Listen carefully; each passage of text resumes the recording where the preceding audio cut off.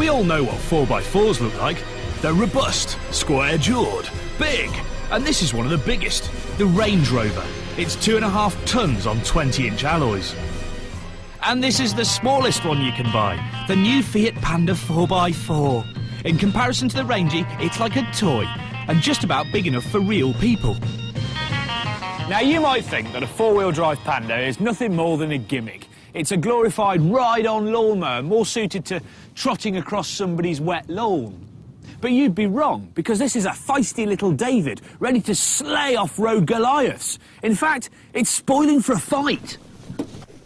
According to Fiat, this car can tackle greater changes of slope than the mighty Range Rover. One of the things about four-wheel drives is the fact that they have these enormous overhangs, and it really limits their off-road performance.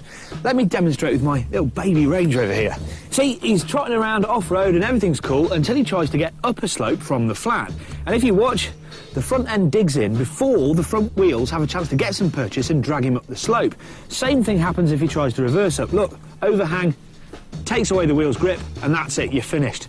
If you look at the Range Rover, we can see it's going to be a problem, because even though it's got trick air suspension and an adjustable ride height, it's got a honking great ass.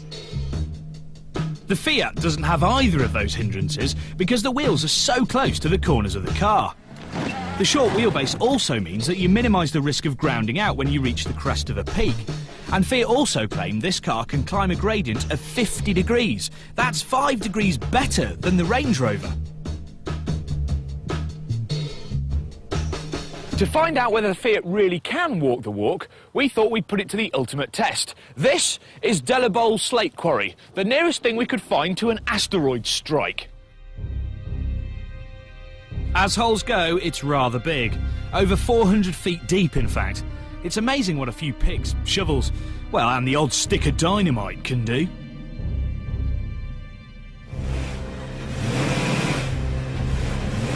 So which of these two is going to be able to dig their way out first? We'll start each car down here and see which is quickest to the top. First up went the Range Rover to set a benchmark time. It didn't take long to see why it's established itself as the king of off-road, with a low-range gearbox activated at the flick of a switch.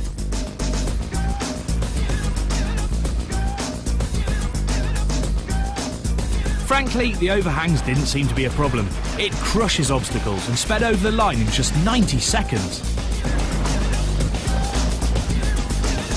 Time for the Panda. Under £10,000 versus 60. Oh dear.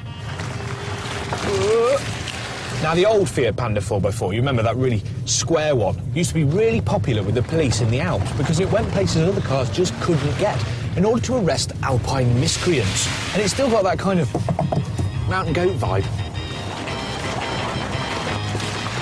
It comes with a 1.2-litre 60 horsepower petrol engine. And no, that's not the bottom of the range, that is the range. But you can have 6 airbags, parking sensors, an electric sunroof, climate control and a CD player, just like on the 60 grand Range Rover. This is a real fight between the big boys and the little underdog. But I was a fat kid at school. I know what it means to be the underdog. Come on, Panda! Come on! Normally the Panda works in front-wheel drive, but if you lose traction, oil heats up in a special differential gearbox. This makes some friction plates expand and rub together, engaging the rear wheels. Et voila!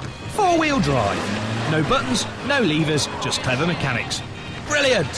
The Range Rover might be a bit quieter and a hell of a lot less bouncy. But I actually think that the little Panda is going to be quicker.